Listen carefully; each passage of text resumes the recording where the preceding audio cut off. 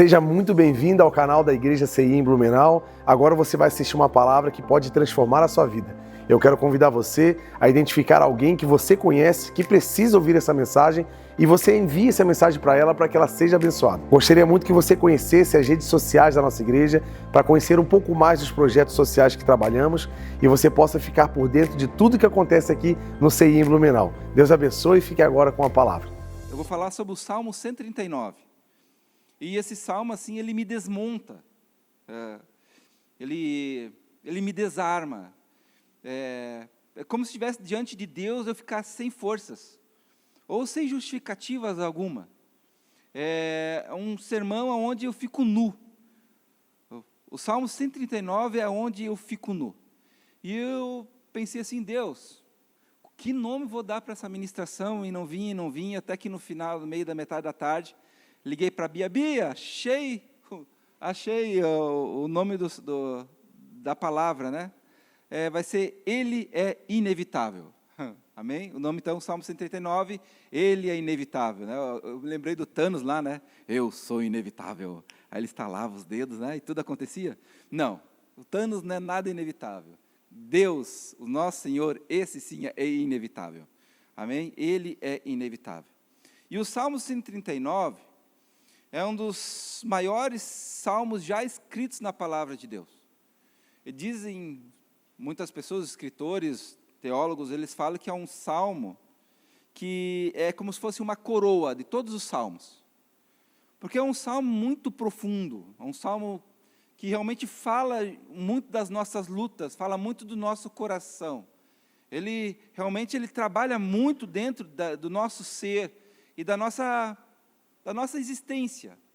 E ele também é como se fosse uma ressonância magnética, mas uma ressonância espiritual, onde Deus ele faz um raio-x, e daquilo que você às vezes não tem noção de que há dentro de você, mas nos olhos de Deus, aquele que tem os olhos como chama de fogo, né? Como aquele que tem os pés como bronze polido, aquele que tem autoridade, aquele realmente que tem firme fundamento daquilo que Ele é, Ele consegue nos olhar e Ele nos desnuda, e isso é maravilhoso, isso é algo grandioso da parte do Senhor.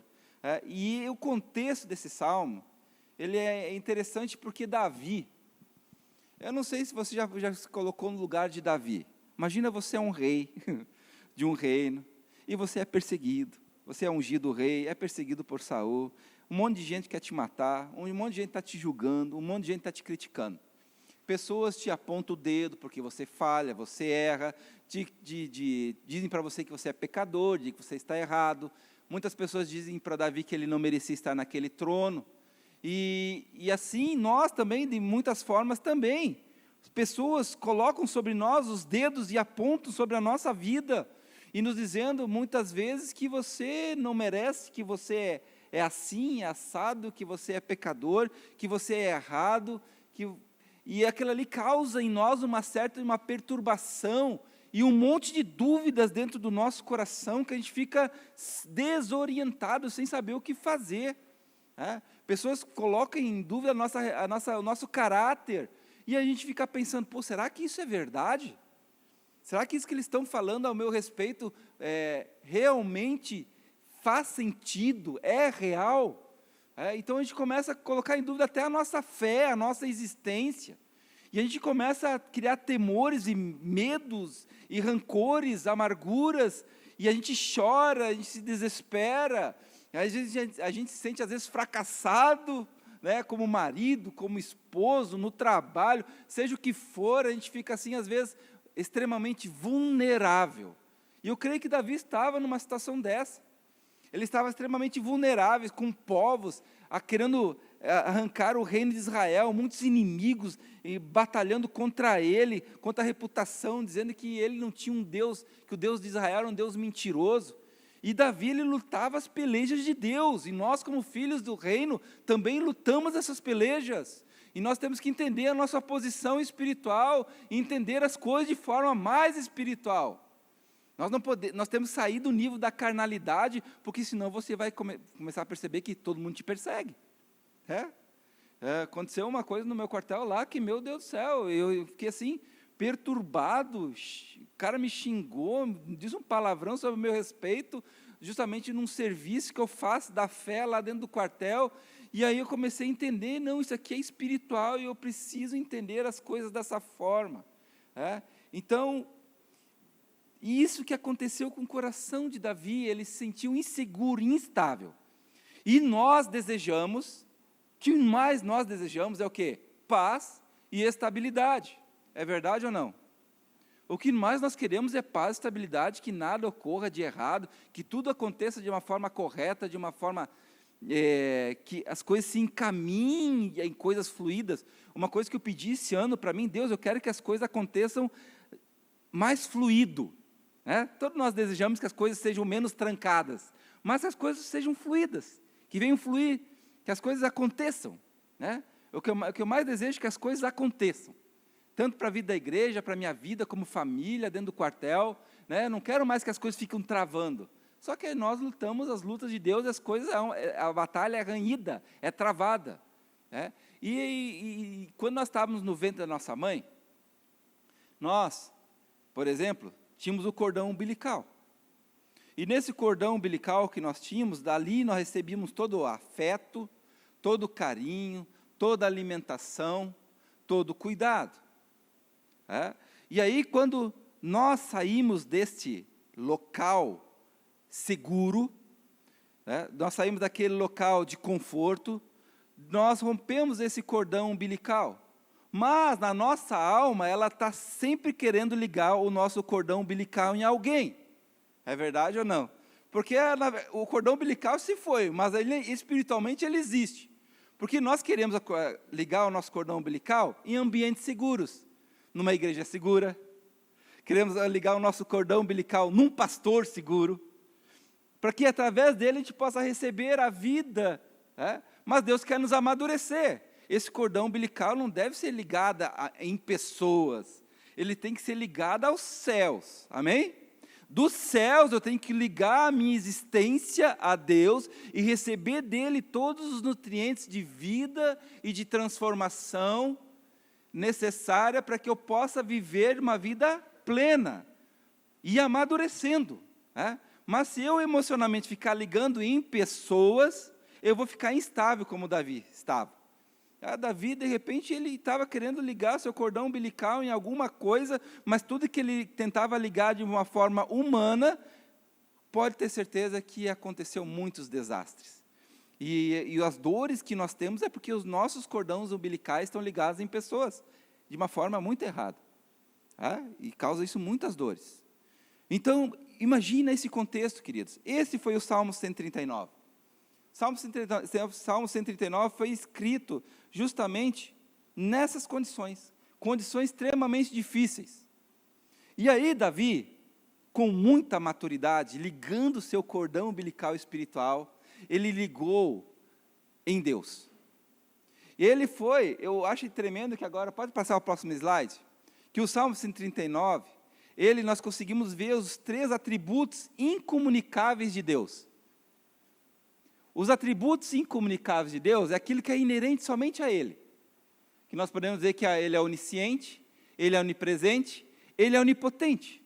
Somente Ele é, mais ninguém. Ele é algo extremamente incomunicável, no sentido de que nós nunca seremos oniscientes, nós nunca seremos onipresentes, e nós nunca seremos onipotentes. Mas o Salmo 139, Davi chegou diante de Deus, e se comunicou com o Senhor, e Deus, através da sua natureza incomunicável, trouxe um ambiente, trouxe uma reflexão, trouxe no seu coração algo vivo e real, para que ele saísse daquele estado de perturbação, ele pudesse crescer de uma forma verdadeira.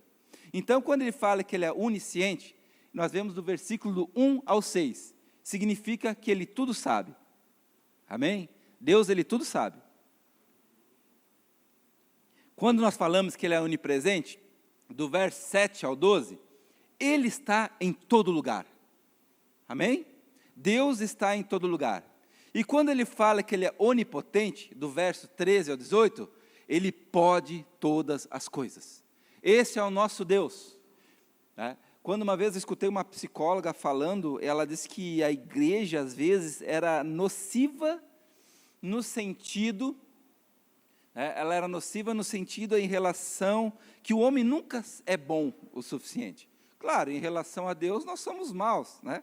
Nós realmente somos pecadores, nós temos que entender a nossa condição de quem nós somos. Mas o problema é que o homem não conseguia nunca ter confiança, ele nunca chegava numa posição assim, não, agora eu estou satisfeito. Mas aqui Deus, quando Ele vem com a sua onisciência, onipotência, a onipresença diante da sua face, não é para que a gente venha ficar desesperado e fugir da presença de Deus, como Adão fez, se escondendo atrás de uma árvore, ou atrás de folhas de parreira de figueira, se escondendo de uma realidade, porque Ele é santo e a gente fica com vergonha. Não, a presença de Deus, ela é uma presença restauradora. A presença de Deus veio para nos restaurar e nos dar confiança a prosseguir, porque Deus sabe quem você é. Ele sabe como você pensa, Ele sabe como você age, Ele sabe os caminhos que você toma quando está desesperado e quer fugir. Porque, gente, fala a verdade, a gente foge de um confronto, a gente foge da realidade, a gente cria, maquina nossa mente coisas ilógicas para fugir da realidade e de não tocar nas nossas feridas emocionais, e Deus está falando ali, eu quero tocar nelas, eu quero me comunicar contigo, mas não porque eu quero causar dores em você, porque eu quero curar você. Mas eu preciso que você seja tocado no mais íntimo do teu ser, e só você vai ser restaurado tendo comunhão com Deus. Você somente vai ser restaurado justamente quando você entender que Deus, primeiro, agora o próximo slide, Deus te conhece. Amém, querido? Repete para o teu lado ali, para o irmão do teu lado, Deus te conhece. Sabe por que Deus te conhece? Deus, Ele te conhece e sabe tudo de você, sabe por quê? Para resolver o nosso problema da nossa identidade. Amém? Vamos meditar nisso aí? Então, verso do 1 ao 6. Senhor, Tu me sondaste e me conheceste. Tu conheces o meu assentar e o meu levantar. E de longe entendes o meu pensamento. Cercas o meu andar e o meu deitar. E conhece todos os meus caminhos, sem que haja uma palavra na minha língua, e eis que, ó Senhor, Tu o conheces. Tu me cercas em volta, e puseste sobre mim a Tua mão. Tal ciência é para mim maravilhosíssima, tão alta, que eu não posso atingir. Amém?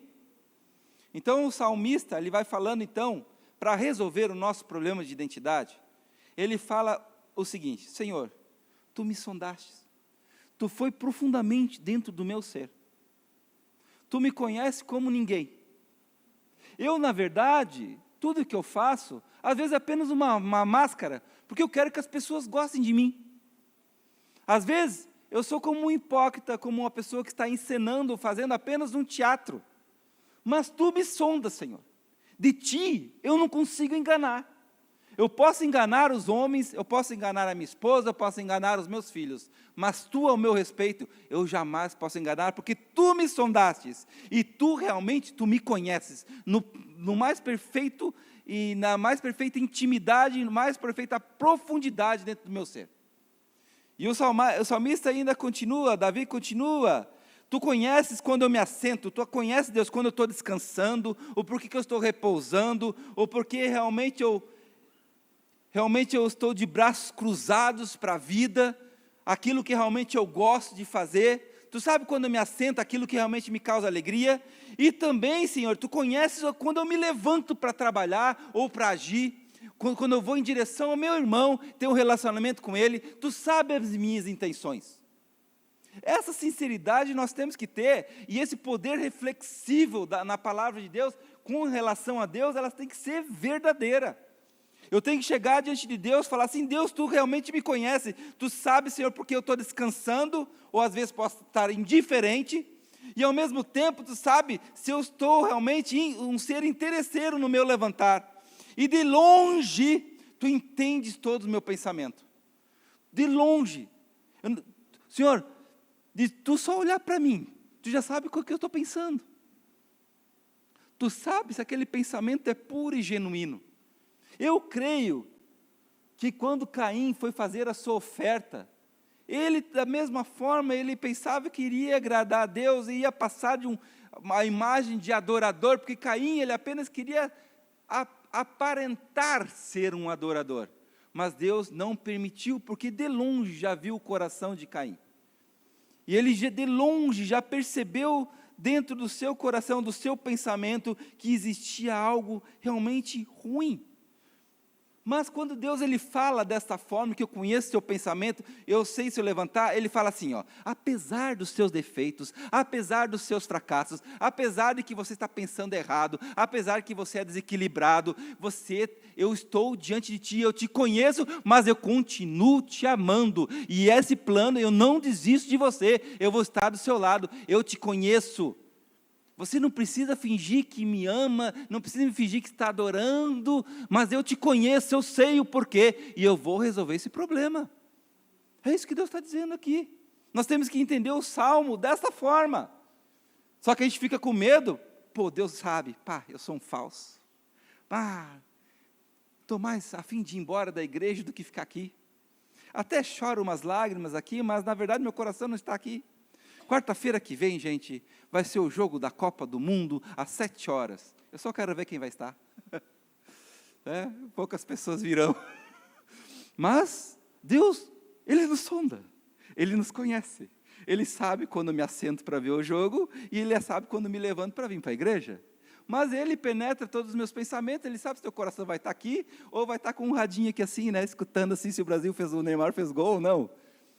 Ele sabe onde está seu coração, e não adianta nós escondermos de forma alguma. Ele nos conhece. Então Ele cerca o meu andar e o meu deitar. Ele sabe quando eu me levanto de dia, e Ele sabe quando eu vou me deitar à noite. Todo esse momento Ele sabe e me conhece a motivação do meu coração, e conhece todos os meus caminhos. E além disso, antes mesmo da palavra sair da minha língua, da minha boca, dentro do meu coração, Ele diz que eis que o Senhor tudo já conhece. Antes mesmo dela ser proferida, Ele já sabe o que você vai falar e o que você vai pensar. É por isso que nós precisamos de uma relação extremamente sincera diante de Deus.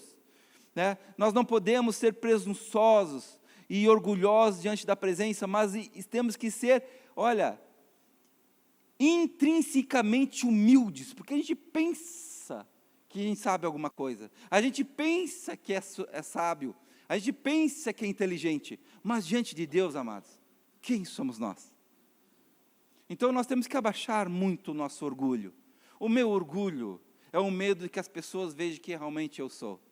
Se vocês veem defeito em mim, eu quero dizer algo para vocês, vira um pouco, tem muito mais.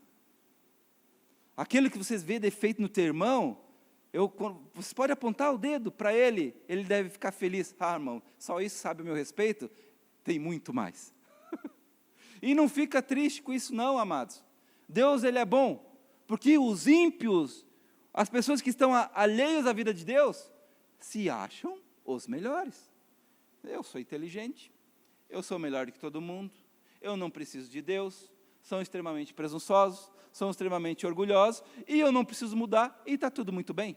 Governado pela natureza do pecado ao extremo, sendo uma marionete na mão de Satanás, e pensando que está abafando.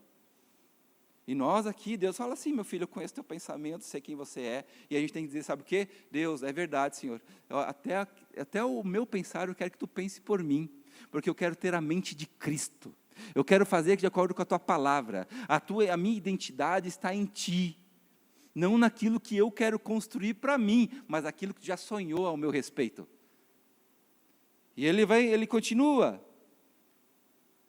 tu me cercas, e aí Deus ele fala assim, meu filho, apesar de você ter caído, eu te amo tanto, que eu te cerco por detrás pelas costas, eu te cerco pela frente, e sobre ti eu ponho a minha mão, e por isso que eu te digo, eu te envolvi.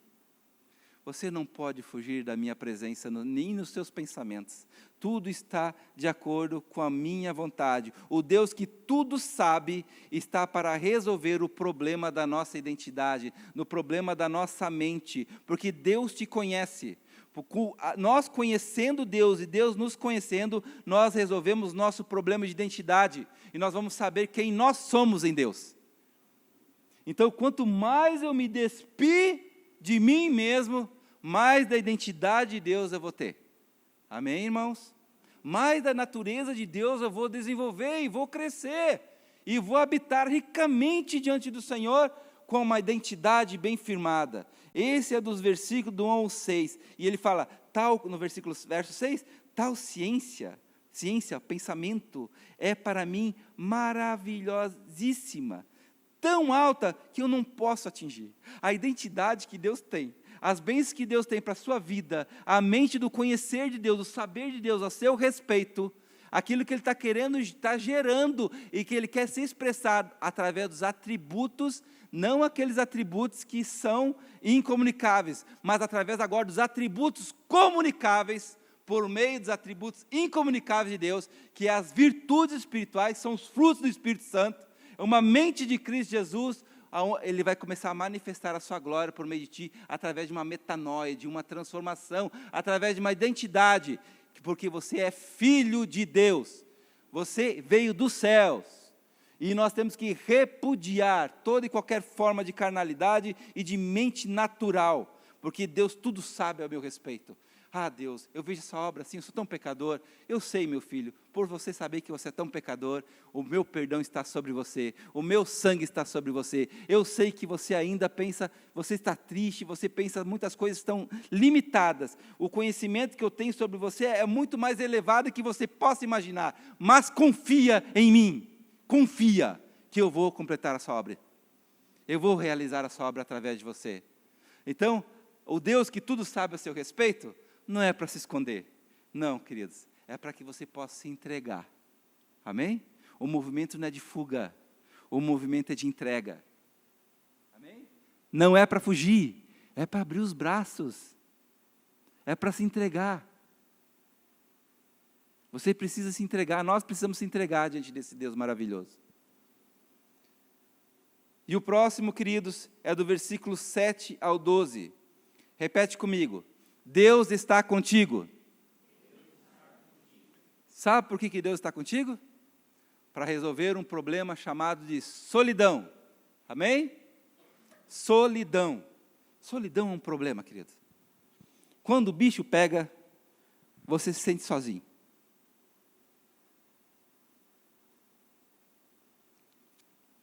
A solidão é uma alma desesperada onde ela não tem aonde se apoiar. Tem muitas pessoas que se sentem sozinhas, sem rumo, porque elas não entenderam a sua identidade, porque Deus tudo conhece, mas Deus Ele quer dizer para você, apesar de você querer fugir da presença de Deus, Deus Ele fala assim, ei, eu estou contigo, para resolver o problema da solidão.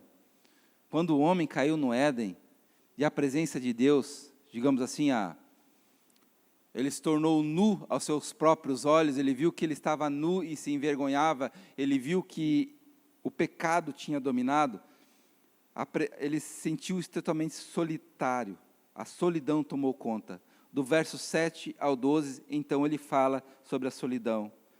Para onde irei do teu espírito? E para onde eu vou fugir da sua face? Viu um Deus que tudo conhece? O que a gente quer fazer? Fugir. Então, para onde eu vou fugir, Deus? Se subir, para onde irei do teu espírito e para onde fugirei da tua face? Se subir aos céus, tu aí estás. E se fizer a minha cama, se fizer no céu a minha cama, eis que tu ali também estás. Eu não sei você, queridos, mas eu tenho dois tipos de saída bem grandes assim. Às vezes nós fizemos o nosso céu, nós queremos subir ao mais alto, elevado local de conforto, de segurança, de estabilidade que nós mesmos fazemos. Tem gente que fez sua vida financeira tão bem sucedida como um alto céu. E ele, então, através daquilo, ele se apoia, mas fugindo de Deus. E tem pessoas que às vezes desistem da vida mesmo. Quer saber de uma coisa? Desistir tudo, eu vou me afundar lá embaixo, nos mais altos, lá nas vagas, lá onde Jonas estava, lá embaixo, lá, e eu desisti porque a minha situação é irreversível. Isso aí é uma inconstância, é uma instabilidade, é uma falta de equilíbrio. E ele vai falando, se eu subir lá em cima, aos céus, lá Deus vai estar te observando, eu vou estar junto contigo. Por mais que você queira fugir, por causa da minha onipresença, eu estarei do teu lado. Ei, não precisa de fugir, para de fugir, eu estou contigo, eu te amo, eu te desejo, para de se sentir solitário, eu estou contigo em qualquer lugar. O filho pródigo estava fugindo, mas teve um momento que Deus tocou seu coração, lá na casa do meu pai, aí ele voltou para o centro da sua vontade. Esse é o desejo que Deus está realizando e está querendo nos mostrar. Se tomar as asas da alva e se habitar nas extremidades do mar, até ali a tua mão me guiará e a tua destra vai me sustentar. Então as asas da alva, se tomar as asas da alva, se habitar nos extremos do mar. Sabe o que quer dizer isso aí? As asas da alva, ela lá, a luz lá do Oriente, aonde o sol começa a raiar. Se eu tomar logo de manhã cedo e quiser fugir lá em direção ao sol, tem gente que faz isso, sabe? Para fugir do problema, eu vou mudar de ambiente, vou se mandar daqui, vou lá para o Oriente, se manda. Ou nos confins dos mares, do leste, os mares lá no Israel ficavam para o oeste. Então, lá é no norte, é no sul, é em cima, embaixo, no leste e no oeste, amados. Não adianta fugir da presença de Deus. Deus está contigo. Deus te ama demais. Ele não vai te abandonar, porque o projeto de Deus é infalível e você faz parte desse projeto. Então, amados, é melhor ser trabalhado. É dessa forma que Davi foi restaurado. Davi chegou no momento assim, eu tenho que parar de fugir. Eu tenho que assumir minha posição de rei. Eu tenho que tomar a posição de filho do reino dos céus. As pessoas estão me acusando, estou com vergonha, mas eu tenho que assumir essa responsabilidade, porque o lugar que eu estou foi Deus que me pôs. Se Deus te colocou como uma esposa, vai desistir dos teus filhos, foi Deus que te pôs naquele lugar. Se Deus te colocou como marido dentro daquele local, é porque Deus te colocou, não adianta ir embora, não adianta fugir, porque isso é inútil. É inútil fugir. Foi essa a conclusão que Davi teve dentro do seu coração. Se tomar as asas da alva, se habitar na extremidade do mar, até ali a tua mão vai estar me guiando, vai estar me cuidando, a tua destra que está me sustentando, porque Deus te comprou com um preço precioso, um preço de sangue, e Ele vai dizer assim, meu filho, eu não desisto de ti, eu vou contigo até o fim, só suporta as tribulações, as dificuldades, você tem identidade, a tua identidade está comigo, eu estou contigo, você não está sozinho nesse processo, confia em mim, eu estou te vendo, eu te enxergo, os meus olhos te veem, os meus olhos estão sobre você. Nós não podemos ter dúvidas que Deus não te abandonou, Deus jamais te abandonou, meu filho. Você não é abandonado por Deus. Você é cuidado por Ele. Você está aqui porque Deus te ama, Deus te olhou. Deus tem uma identidade, tem um propósito para a sua vida. Ele tem um querer para ti. Você não está sozinho. Não se sinta vazio, mas sinta cheio do Espírito Santo, confortado por Ele. Liga o teu cordão umbilical que Deus te deu nos céus e recebe todo o carinho e cuidado, o ambiente seguro que Deus está te dando. Receba, em nome de Jesus, porque isto é real. E ele fala ainda, se disser de certo, que as trevas me encobrirão, Deus, eu estou desesperado, minha vida não tem mais solução, certo que eu estou aqui numa escuridão, eu não sei para onde ir, minha vida já está em morte, então, a noite será luz à roda de mim. Se eu digo assim, não tem mais saída, a minha vida agora, o que eu tenho que fazer é acabar com a minha vida. Não, queridos. Deus, as trevas e a luz diante de Deus são a mesma coisa. Deus está em todos os lugares. Até nos momentos difíceis, Deus está ali te olhando e te observando. E nos momentos de luz, Deus trará lucidez ao seu coração e te mostrará que Deus nunca, jamais te abandonou. Nem ainda as trevas me escondem de ti.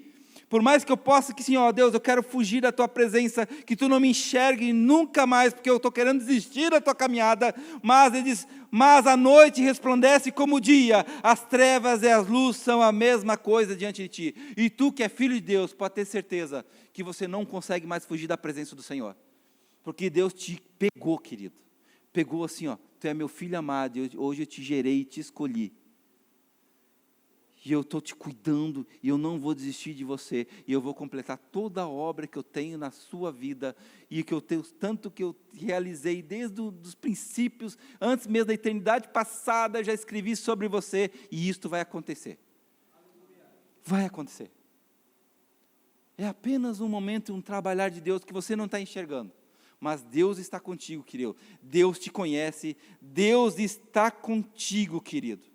E a outra coisa também que Deus fala, olha para o irmão do teu lado, do versículo 13 ao 18, é que Deus te criou intencionalmente. Vamos lá, Deus te criou intencionalmente. Amém, amados? Deus te criou de forma intencional. Olha do verso 13, então ao 18, vamos ler aqui. Pois possuístes o meu interior, entreteceste-me no ventre da minha mãe. Olha a onipotência de Deus, querido. Deus tudo sabe, Deus está em todo lugar, não adianta fugir. Agora nós vamos ver o quê? Que Deus que pode todas as coisas, a onipotência de Deus, façamos o homem com um propósito bem firmado. E ele fala assim, antes mesmo, pois possuíste o meu interior, entreteceste no ventre da minha mãe, desde lá tu me conheces, Deus. Desde aquele princípio de todas as coisas, tu realmente já sonhava comigo. Eu te louvarei, porque de um modo terrível e tão maravilhoso fui formado. Terrível, querido. Por que isso é tão terrível? Né? Porque dá um temor no nosso coração. Dá uma coisa assim, meu Deus do céu, como que eu não percebi essas coisas antes? Deus me deu vida, eu respiro o ar, o meu coração bate. Estamos aqui vivendo o reino, falando das coisas de reino, sendo honrados por Deus numa época hoje para ser uns ministros que pregam a palavra de Deus, que anunciam as boas novas. Isso é muita honra. E nós aqui às vezes indiferentes, Jesus amado. E então desde o começo, né, as tuas obras e a minha alma, tu sabe muito bem, os meus ossos, antes mesmo de serem formados ou cobertos, quando no culto fui formado, entretecido nas profundezas da terra, tu, Senhor, os teus olhos, no verso 16, viram o meu corpo ainda informe, de uma forma de um zigoto, um embrião. Desde lá, Deus já me deu vida, já foi cuidado, o DNA já estava ali. No nosso DNA já estão nossas características, da minha careca já estava lá no meu DNA, né? Da minha altura, do meu peso, da minha inteligência, da cor dos meus olhos, da maneira que eu vou me importar, das doenças que eu vou ter, tudo está ali no DNA. E ali está escrito no DNA que você é filho de Deus, tu é filho dele, tu foi a natureza dele, foi criado por ele. Então esse é o poder de Deus, o poder que gera vida. E você faz parte de toda essa obra, nós temos que sentir muito amado. Não precisamos mais andar de forma desesperada, nunca. Os teus olhos me viram o meu corpo ainda informe. E olha só, e no teu livro, olha só, queridos, como Deus cuida de mim. Deus cuida de mim quando eu era desde a eternidade passada, quando fui um zigoto, quando meu pai e minha mãe resolveram lá namorar, desde lá na concepção, e ainda me viram como substância uniforme, no verso 16, e no teu livro todas essas coisas foram escritas. A tua história já está escrita no livro da vida. No livro da vida já estão todos os teus dias escritos, quais iam sendo dia a dia formadas, quando nem ainda uma delas havia. Deus já escreveu tua trajetória. Então, Deus te deu segurança. Deus te deu segurança na tua caminhada, na tua jornada. Então, Deus está criando agora, Deus está mostrando que Deus te criou de uma forma intencional. Deus está te mostrando, está te levantando a tua autoestima. Meu filho, não é para você se orgulhar, mas você pode bater assim no peito, assim, ó, eu sou filho de Deus e Deus me ama muito. Deus realmente, Ele quer que eu seja diferente, né? Para resolver o problema de quê? Do meu propósito. Tudo isso para resolver um problema de propósito, meu problema de autoestima. Gente, nós não precisamos ter carência afetiva mais. Ai, ninguém me ama, ninguém me quer, minha mãe isso, minha mãe aquilo. Poxa, Deus te resgatou das trevas, pagou um preço, morreu por você. Deus morreu por ti. Deus morreu por nós. E aí ele fala no verso 17 ainda, ei, quão preciosos para mim, ó Deus, os teus pensamentos, quão grande é a soma deles. Deus, muito obrigado, Deus, porque tudo isso que nós estamos falando faz parte do teu plano, porque tu me conheces, porque Deus está contigo, Deus está comigo, você me criou de uma forma extremamente intencional, você resolveu meu problema de identidade, eu não estou mais sozinho, e agora eu tenho um propósito de vida, e eu sei para onde eu vou, e isso tem que te encher de paz. Amém? Tem que te encher de paz. E agora, no versículo 19 ao 24, Deus mostra que Deus te protege agora. Você é protegido por Ele. Repete comigo, Deus te protege. Para resolver o problema do medo. Para que ter medo? Se Deus te conhece, para que ter medo se Deus está contigo? Para que ter medo se Deus te criou de forma intencional? E para que ter medo se Deus te protege? Para quê? O medo gera muita ansiedade. Muitas pessoas têm medo de amanhã. Muitos nós temos medo de que a obra de Deus não vai se formar na nossa vida. Muitas pessoas têm medo de perder o emprego. Muitas pessoas têm medo de faltar comida e subsistência. Mas Mateus 6 fala que nós não devemos ter medo de nada, não devemos andar ansiosos por coisa alguma, porque Deus cuida de nós, Ele cuida dos passarinhos, dos pardais. Se Deus deu vestimenta aos lírios do campo, porque Deus não vai cuidar da sua criatura, da sua obra-prima, que é o homem? A obra-prima de Deus é quando Deus te fez. O homem é a obra-prima de Deus, para manifestar a glória dele. Então Deus te protege para resolver o problema do medo. Do verso 19 ele fala assim, ó Deus. Gente, isso aqui é uma coisa assim, ó. Isso aqui é uma questão de posicionamento. Ó Deus, tu matarás de certo o ímpio. Eita, que homem vingador, né? Davi. Vou matar, Deus aqui, ó. Certo, vou matar o ímpio. Apartai-vos, portanto, de mim, homens de sangue. Pois falam malvadamente contra ti, e os teus inimigos tomam o teu nome em vão. Davi, ele estava realmente sendo perseguido. E ele lutando as causas do Senhor, aqueles homens blasfemavam o nome de Deus, blasfemavam, desonravam Davi, queriam colocar ele para baixo, queriam fazer Davi sumir. Mas espiritualmente nós devemos ser bem posicionados. Nós não podemos ficar apáticos. Não podemos ficar apáticos de maldições que lançam sobre a nossa vida. Nós não podemos ficar indiferentes com pessoas que realmente blasfemam o nome de Deus. Nós temos que nos posicionar como os filhos de Deus. Ah, mas a palavra não fala que tem que abençoar os que vos perseguem? Abençoe o que vos persegue, orem por eles, não amaldiçoeis, abençoeis, mas aquilo que eles falam, aquilo ali é natureza do pecado, e você não pode concordar com isso e ser passivo em relação a essas coisas, é batalha, é guerra, não aceita essas coisas sobre a sua vida, esses espíritos, esses dardos inflamados do maligno, soprando sobre o seu coração, nunca, você tem que tomar uma posição como Davi falou, neste momento, apartai-vos portanto de mim, homens de sangue, homens que geram morte, homens que te amaldiçoam, homens que querem ver o teu mal, são pessoas que infelizmente são dominadas pelas trevas, que são usadas por Satanás, que querem te desmotivar, e querem te desqualificar, e você não pode aceitar isso espiritualmente de forma alguma, não, amados, você não pode ser abatido por essas coisas, está entendendo? Nós não podemos ser abatidos com esses espíritos, nós não podemos nos render às nações inimigas. Israel hoje é guerreado e ela se mantém de pé, porque ela sabe que sobre ela existe um nome, que é sobre o nome, que é o nome de Deus, e a igreja não pode sucumbir, por causa de maldições e mentiras de Satanás, sobre os nossos corações, nos desmotivando. Golias blasfemava, e Davi falava, quem é esse incircunciso que está se levantando contra o Deus vivo? Se posiciona e vai à luta, porque a nossa peleja que nós estamos lutando, não é nossa, é de Deus. Isso é intrepidez, isso é posicionamento, é isso que ele está falando nesse salmo. E nós precisamos nos posicionar.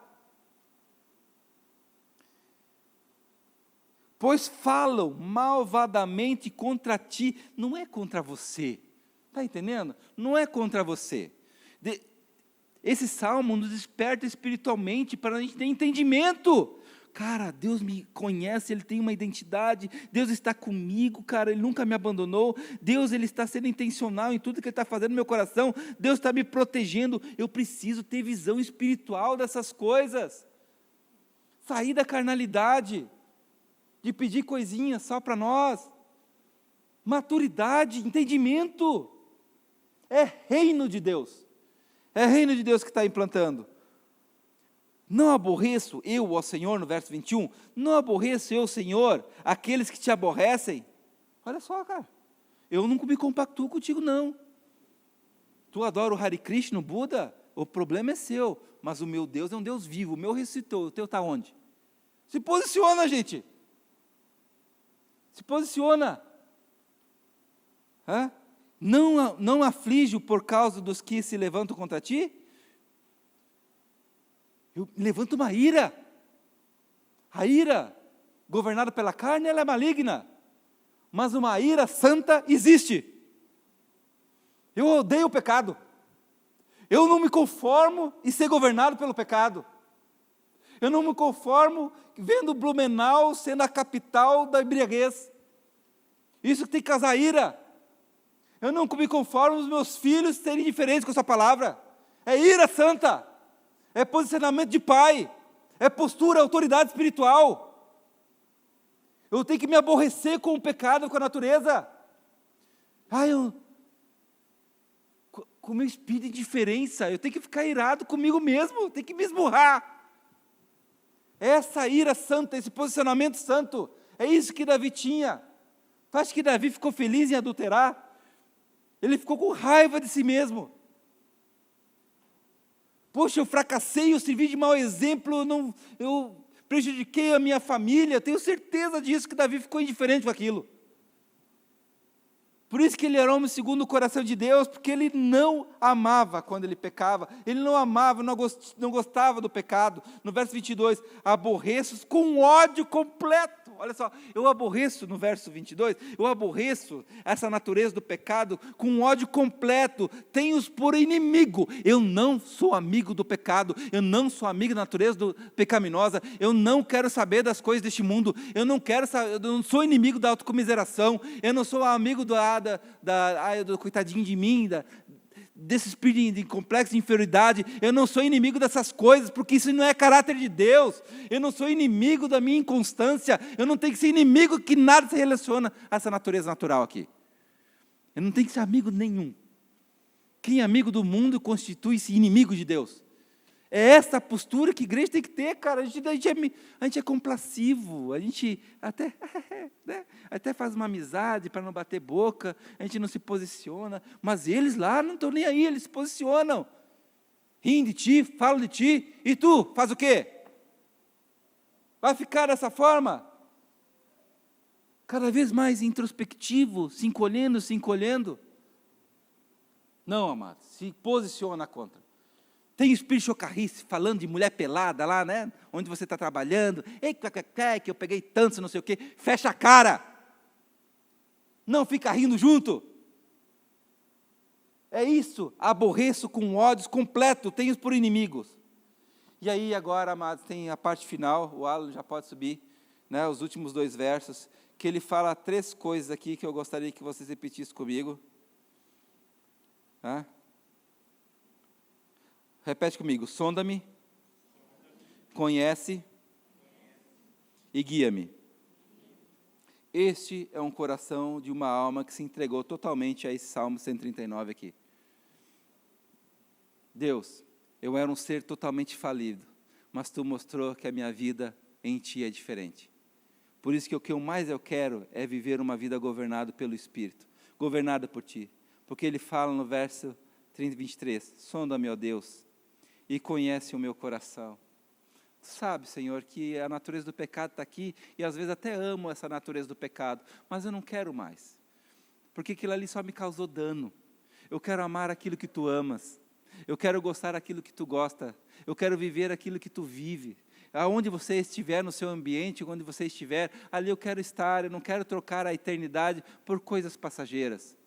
Então, sonda-me, ó Deus, e conhece o meu coração. E outra coisa muito importante, repete comigo, prova-me. Amém? Sonda, e agora me prova. Eu preciso ser provado, porque eu não quero ser sempre enganado por mim. Porque quem sabe, gente, quem é o maior sabotador da sua vida espiritual? Quem? Alguém sabe me responder? Quem é o maior sabotador da sua própria vida espiritual? Quem é? Eu. Somos nós mesmos que sabotamos. Então por isso eu preciso ser provado, prova-me e conhece os meus pensamentos, Deus. E vê se há em mim algum caminho mau. Por favor, me tira deles, eu não quero ser igual a este mundo, eu quero ser diferente. Eu quero ser uma pessoa transformadora, um agente do Senhor, uma pessoa plena, cheia de gozo, satisfeita, andando na sua plenitude. E guia-me, Senhor, pelo caminho eterno, o caminho da eternidade, Senhor. Eu não quero ser governado por aquilo que as pessoas pensam, ou que as pessoas acham de mim, ou pelas coisas naturais, com aquilo que o homem acha que é importante, ou deixa de ser importante. Eu me importo com aquilo que você pensa de mim, Senhor. Por isso que eu preciso que Tu venha me guiar, que você venha me sondar, que você venha me provar, Senhor. Eu preciso andar no Seu caminho. Essa é a verdade, queridos. E esse Salmo 139 é tão desafiador, ele é tão forte, ele é tão tremendo, que ele mexe com as nossas estruturas. Eu não sei se esse Salmo fala contigo, comigo fala demais. Porque assim, gente, eu não quero ser igual. Eu quero ter um coração igual ao do Deus. Dai-me um coração igual ao seu, meu mestre. Eu quero o coração igual dele. Você quer o coração igual do Pai, cara? Vamos colocar de pé?